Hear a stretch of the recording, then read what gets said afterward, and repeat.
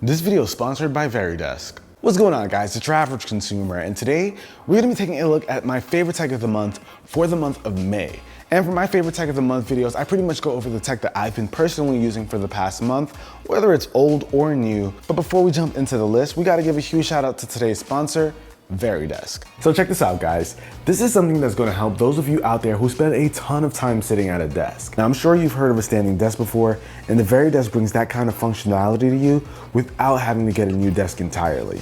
It's super simple to take it from a sitting position to a standing one without 1 ounce of assembly. It comes ready to go right out of the box, so there's literally no work involved in getting this guy going beyond getting it on your desk. This thing is super smooth, and it comes in a variety of options if you want to match your desk, and it also has accessories to make the overall experience better than your standard desk. If you guys want to learn more about it, I'll of course have links down below in the description for you to check out. But again, huge shout out to Veridesk for sponsoring today's video. But now onto the tech that I've been enjoying. And the first one we've got right here is the Astro C40, a PlayStation 4 and PC controller. Now this guy right here is one of the newest things that I've gotten my hands on, and I love everything that it represents. This is pretty much a high-end PlayStation 4 controller that's also customizable. So when you pick this up, you actually get an accessory kit, and inside of this case, you have access to a couple of tools so that you can switch up the feel of the controller. So inside the case, you get this pretty much like a hex key where you can unscrew the little bolts that they have over here. And once you do that, you can pretty much take off this faceplate and switch up the feel of your controller. So you can take out the joysticks over here, the D-pad even, and place them pretty much wherever you'd like. So you can get some crazy combinations, and I actually found this to be a really useful feature. Now, as some of you may know, this is the standard layout for a PlayStation 4, but I've been playing a ton of Apex Legends on my Xbox, so I've gotten really used to the layout of the Xbox One controller. And with this guy right here, I can jump on Apex on the PS4 and not skip a beat. I can get this to fit the exact Xbox layout that I've been using just by switching them out. One thing I will mention though, guys, the feel in the hand is a bit different from your standard PS4 controller, because if you just look at this, PS4 controller is a lot slimmer than this guy. So it will take some getting used to, but if you happen to be used to bigger controllers like an Xbox One, you'll be just fine. Not a huge learning curve or anything, but it is different. You also have these extra buttons here in the back.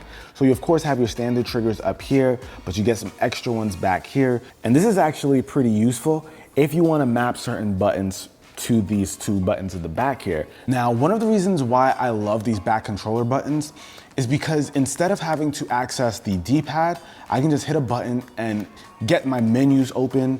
And this is really great because now I don't have to get off of my analog stick. I can just keep moving and open my menus without skipping a beat.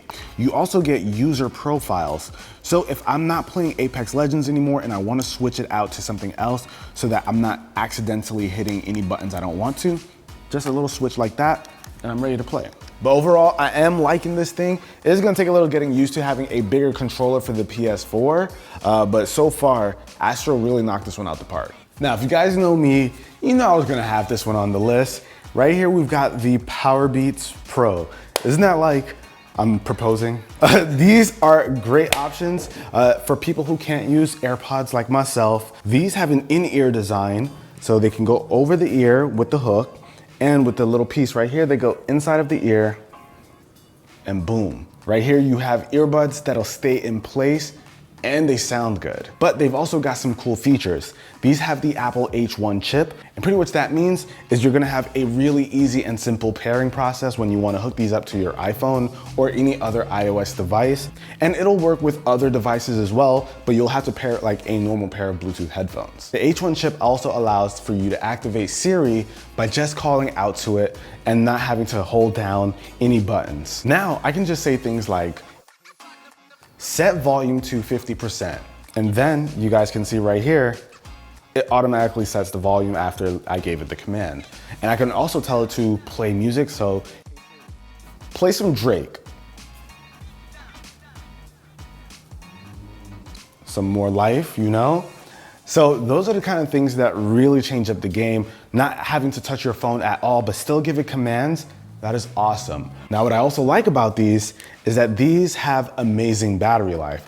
So you get about 9 hours on a single charge, and with the charging case, you get an additional 15 hours. Now, of course, the most important part is the sound quality. Now, I love the sound that you get out of these. They've got a little bit of bass to them, nothing super crazy, but definitely a lot more dynamic than something like the AirPods, even the Galaxy Buds, which I really liked. These sound a lot better than them. They sound great. They're pretty good in terms of the comfort. They stay on your ears.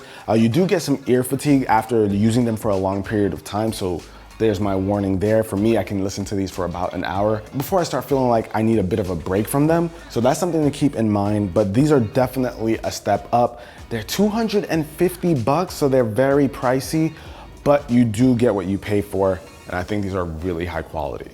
So next up, guys, we've got a bit of a wild card. We've got the side-by-side power packer.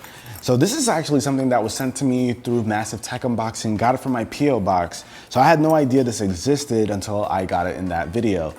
But this thing has been surprisingly clutch, and I've been carrying it around ever since I got my hands on it. So pretty much what this is, it's a tech accessory and cable organizer. It's called a power packer because you, of course, would want to put like things like chargers inside of here.